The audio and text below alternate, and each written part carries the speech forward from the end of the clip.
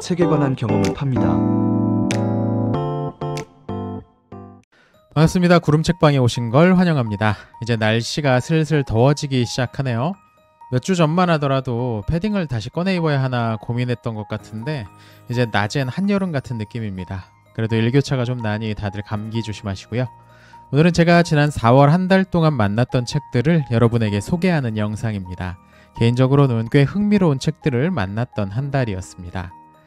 가장 먼저 만났던 책은 도로시 세이어스가 쓴 창조자의 정신입니다. 저자인 도로시 세이어스는 20세기 초반 영국을 중심으로 활동했던 작가인데요. 옥스퍼드 대학교에서 최초로 학위를 받은 여성들 중 한 명이었죠. 극작가로도 추리소설 작가로도 당시에는 명성을 날렸다고 하네요. 또 제가 사랑하는 C.S. 루이스와도 같은 시대를 살아가면서 교류를 했던 인물이기도 하고요. 이 책은 당시 기독교의 전통적인 교리를 공격하면서 종교를 단지 감정의 한 형태로 보려고 했던 자유주의 신학에 대항해 정통 교리를 현대적인 언어를 사용해서 충분히 합리적으로 설명할 수 있음을 증명하는 책입니다. 그리고 그 주된 방식은 저자가 가장 잘 알고 있는 문학과의 유비였죠. 이게 재미있는 부분인데요. 저자는 하나님의 가장 독특한 사역인 창조와 인간 세계에서 가장 비슷한 작업을 작가가 새롭게 어떤 시나 소설을 만들어내는 과정이라고 봅니다. 저자는 이 제목이기도 한 창조자의 정신을 하나님과 인간 작가에게서 동시에 발견하죠. 물론 본질적인 차이가 있긴 하지만요. 전체적인 글에 힘이 있습니다. 확실히 루이스가 인정했던 작가는 이 정도는 써내는구나 싶기도 하고요. 정통 교리를 세련되게 설명하는 모습을 보고 싶으시면 한번 손에 들어봐도 좋을 것 같은 책입니다. 두 번째 만난 책은 로버트 에릭슨의 홀로코스트의 공모입니다. 이 책은 제2차 세계대전 당시 독일 나치 당국에 적극적으로 협조했던 교회와 대학, 정확히는 목사들과 교수들에 관한 비판을 담고 있습니다. 목사와 교수는 당시 최고의 지성인이었어요. 그런데 어떻게 그런 지성인들이 나치와 같은 광기를 자발적으로, 그것도 적극적으로 옹호할 수 있었는지는 참 의문이죠. 사실 이 책은 그런 원인 같은 걸 탐구하기보다는 남아있는 자료들을 통해 두 그룹이 얼마나 노골적으로 나치를 지지했는지를 보여주는 데 목적이 있습니다. 나치에 협조했던 이들은 소수의 극단적인 이들만이 아니라 교회와 대학 구성원들의 다수가 참여했다는 점에서 문제는 더 컸습니다. 사실은 목사와 교수들만의 문제는 아니었던 것 같아요. 당시 대학에 재학 중이었던 학생들, 20대 젊은이들의 대다수가 나치의 열렬한 지지자였다는 걸 미루어 생각해보면 교회의 상황도 비슷하지 않았을까 싶기도 합니다. 저자는 목사와 교수들의 적극적인 나치 지지가 교인과 학생들에게 큰 영향을 주었다고 단정짓지만 그 반대의 영향력도 있었을 수 있다는 거죠. 그리고 이 과정에서 교회의 반나치 활동에 대해서는 너무 평가절하하거나 축소하려는 경향이 보이는 것도 개인적으로는 아쉬웠습니다. 물론 숫자상 그리 많지 않은 사람들이라고 하지만 그렇다고 그 노력이 폄하될 건 아니거든요. 일제강점기 독립운동에 참여한 사람의 숫자가 적다고 해서 우리 민족의 독립의지가 약했다고 단정하는 게 성급한 것처럼요.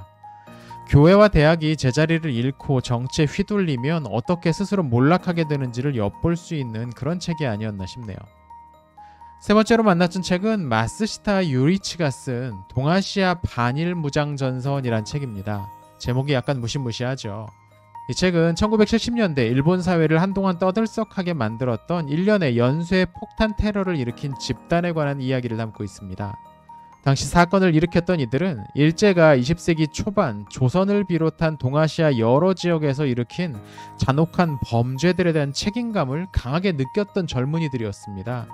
전원 일본인들이었고요. 흥미롭죠. 그들은 자기 나라가 일으킨 반인륜적 범죄에 대해 제대로 사죄하고 배상할 것을 요구합니다. 그리고 자신들의 목소리에 귀를 기울이도록 하는 방식으로 전범 기업들과 그런 전범 기업을 돕는 회사들의 사옥에 폭탄을 터뜨리기로 한 거죠.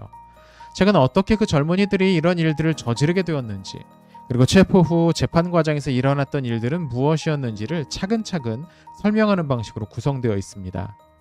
책을 읽으면서 만감이 교차했습니다. 분명 테러라는 방식은 잘못되었다고 생각을 해요. 그런데 사실은 애초에 이들은 인명피해를 목적으로 하지는 않았다고 하죠. 그래서 미리 대피하라는 전화도 걸고 했는데 첫 테러부터 많은 수의 사상자가 발생해 자기들도 큰 충격을 받았다고 하더라고요.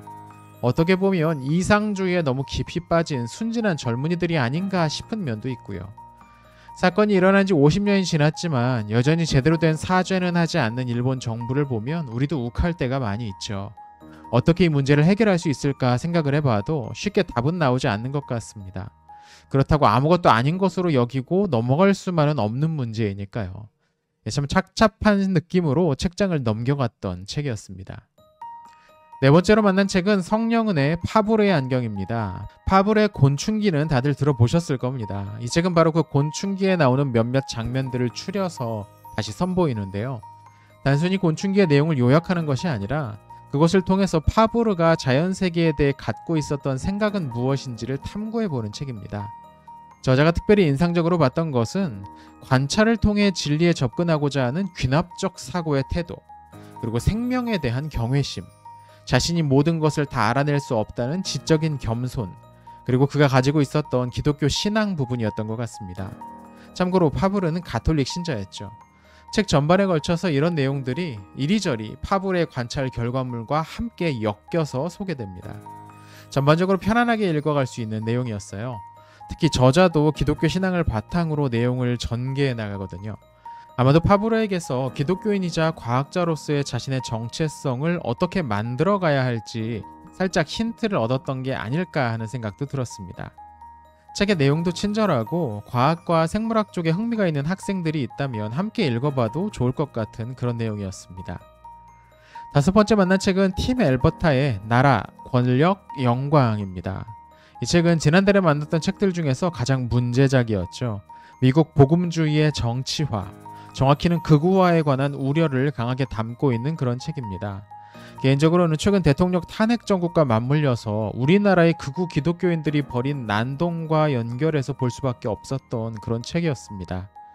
책은 이런 현상이 단순한 개별 기독교인들 혹은 몇몇 목사들의 문제가 아니라 어떻게 교단 차원에서 또 신학교 차원에서 벌어지고 있는지를 심층 취재합니다. 참고로 저자가 기자예요.